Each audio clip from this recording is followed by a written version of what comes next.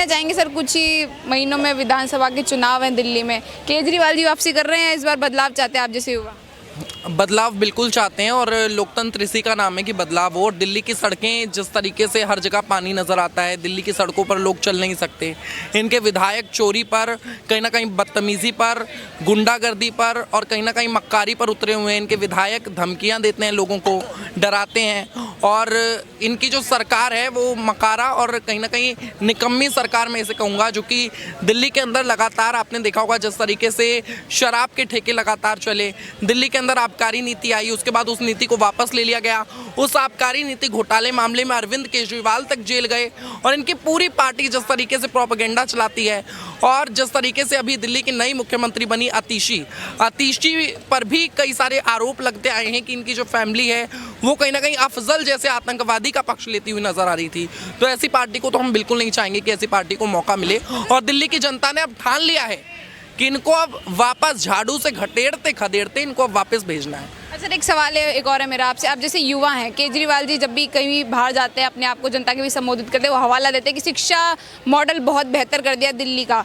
शिक्षा पर क्या कहना चाहेंगे आप, क्या आंकड़ा है? शिक्षा मॉडल केवल बिल्डिंगों को बनाने से स्कूल अच्छे नहीं होते हैं, ठीक है। और आंकड़े थे पिछली बार के कि दिल्ली में एक भी नया स्कूल नहीं बना, जो स्कूल बने गए थे उन्हीं के इंफ्रास्ट्रक्चर सुधारे गए। अब कुछ नए स्कूल बनाए गए हैं जिन पर काम चल रहा है, उसमें भी इनके विधायक कमीशन खोरी करते हैं।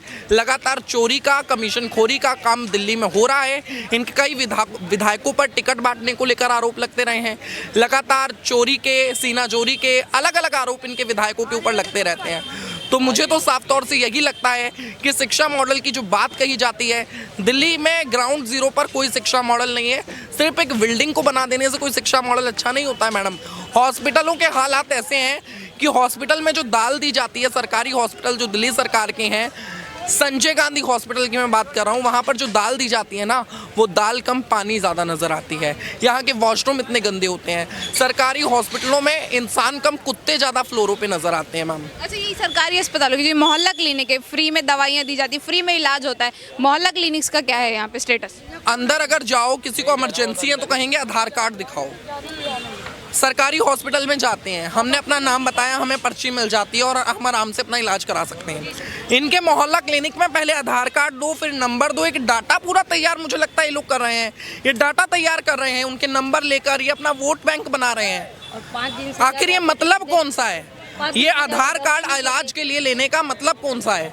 कोई गरीब आदमी सड़क पे उसे चक्कर आ गया और अगर इनके मोहल्ला क्लिनिक में चला जाए, उसके पास फ़ोन नहीं है, तो वो कहाँ से अपना आधार कार्ड लेके आएगा? केजरीवाल जी कहाँ से लेकर आएंगे? इनके शीश महल बना, इन्होंने दिल्ली के अंदर इतना बुरा हाल किया हुआ है। एक कॉलोनी है दिल्ली के अंदर, शीश महल कॉलोनी, जो कि किराड़ी में पड़ती है। बहुत गंदा वहाँ का हाल है। कल स्वाति मालीवाल जी वहाँ पर आई और उन्होंने दिखाया किस तरीके से एक शीश महल इन्होंने सिविल लाइन में बनाया हुआ है और दूसरा शीश महल किराड़ी में, जहाँ की सड़कें गंदी हैं, लोगों के घरों में पानी भरे जा रहा है। 150 लोग मर चुके हैं पिछले 10 साल में जब से अरविंद केजरीवाल की सरकार है। तो कहीं ना कहीं चोर, नालायक और निकम्मे मुख्यमंत्री मैं अरविंद केजरीवाल को कहना चाहूँगा। लेकिन सर, जो केजरीवाल जी सत्ता में आए इसलिए थे कि करप्शन मुक्त कर दूंगा, शराब मुक्त कर दूंगा मैं इस राज्य को। शराब तो खुद पिला रहे हैं, शराब तो खुद पिला रहे हैं। और जिस करप्शन की जो वो बात करते हैं, उनके विधायक लगातार करप्शन में लिप्त हैं।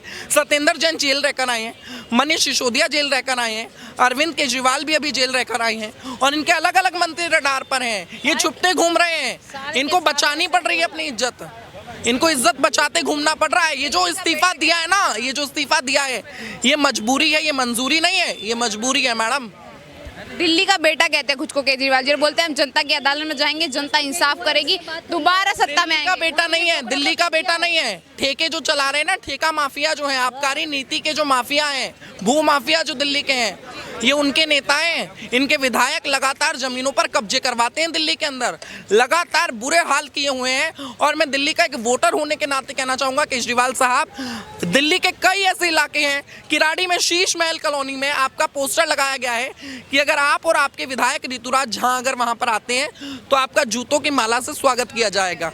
ठीक है, तो आप आइए वहाँ शीश महल, दिल्ली की जनता आपको बताएगी कि आप कितने दिल्ली के बेटे हैं, वहाँ आपको बेटे वाला सम्मान मिलेगा। आतिशी जी ने सीएम ऑफिस में एक कुर्सी खाली भी छोड़ी है, तो क्या जनता के विकास के लिए उन्हें सीएम बनाया गया या केजरीवाल को वापस लाने के लिए सीएम बनाया गया? आतिशी जी खुद एक टूल किट के तौर पर यूज हो रही हैं। देखिए, कोई तो चाहिए था।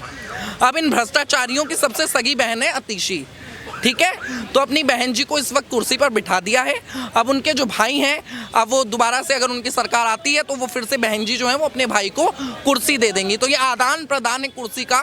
दिल्ली के मुख्यमंत्री की कुर्सी इन्होंने ऐसे रख दी है ना, इन लोगों के लिए जैसे एक पेड़ा बन गया है, बर्फी बन गई है कि आधी आतिशी तुम खाओ, आधी मैं खाऊंगा, आधी मनीष सिसोदिया खाएगा, आधी सत्येंद्र जैन खाएगा। ऐसे ये भ्रष्टाचार करते हैं। भ्रष्टाचार इन लोगों के लिए गोलगप्पा बन गया है। जैसे 6 गोलगप्पे एक प्लेट में होते हैं, तो एक गोलगप्पा आतिशी खाती हैं, एक जो है केजरीवाल खाते हैं, ठीक है। बीच में उनकी वाइफ आई थी, उन्होंने भी गोलगप्पे खाए। तो ये लगातार भ्रष्टाचार के गोलगप्पे खा रही है आम आदमी पार्टी। ये चोर पार्टी है, निकम्मी पार्टी, और दिल्ली की जनता भी इन्हें सपोर्ट नहीं करेगी। आप एक युवा हैं कि अगर युवा सोच से अगर मैं जानना चाहूँ तो क्या फ्री देना विकास की ओर ले जाएगा देश को? एक फ्री देना काफ़ी है? फ्री नहीं, ये जनता को हराम का खाने की आदत डाल रहे हैं। दिल्ली की जनता अब समझ चुकी है, दिल्ली के अंदर कोई बिजली फ्री नहीं है।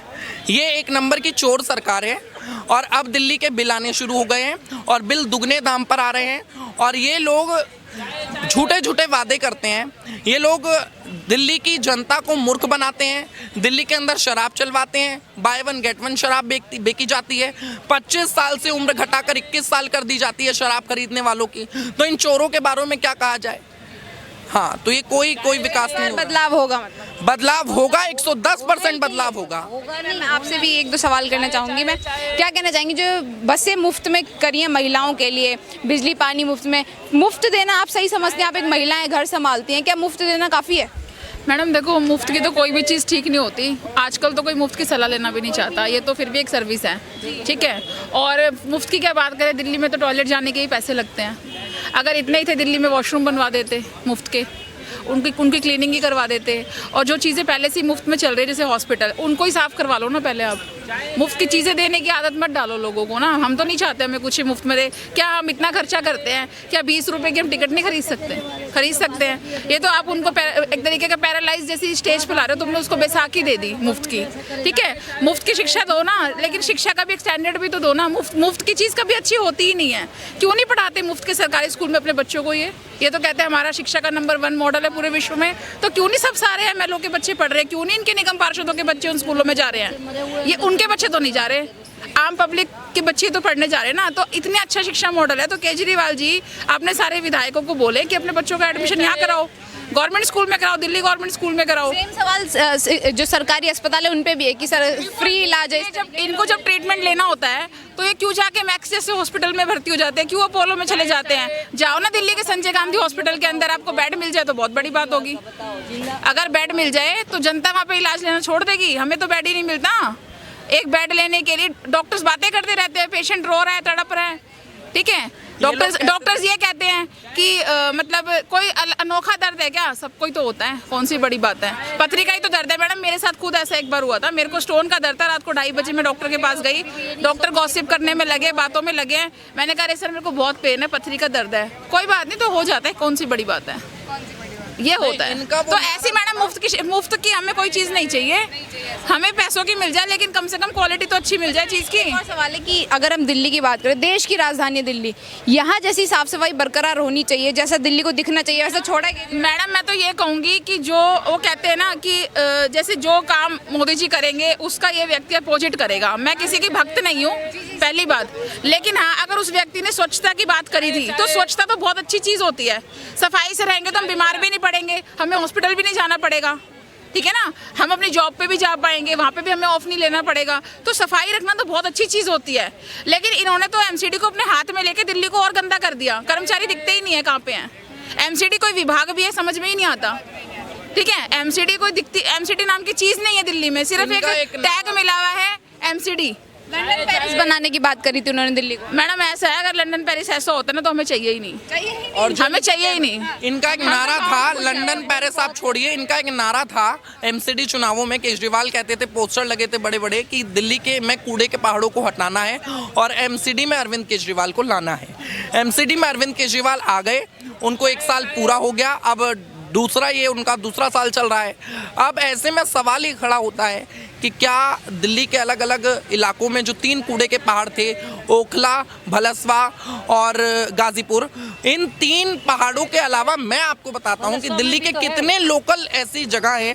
अगर 70 विधानसभा हैं तो हर विधानसभा में 2 से 3 कूड़े के पहाड़ आज बन गए हैं, नए बन गए हैं। इतने बड़े नहीं हैं पर वो इतने गंदे हैं कि वहां मंत्री नहीं खड़े हो सकते, पर उससे जनता जूझ रही है, जनता परेशान हो रही है, पर ये अपने घर में बैठे हैं। आज इनके जो तमाम जितने भी विधायक हैं, जितने भी इनके काउंसलर हैं, वो लेंटरों पे जाकर के वसूली कर रहे हैं, लेंटर माफिया बन गए हैं, वो विधायक नहीं बचे हैं। बहुत बहुत धन्यवाद।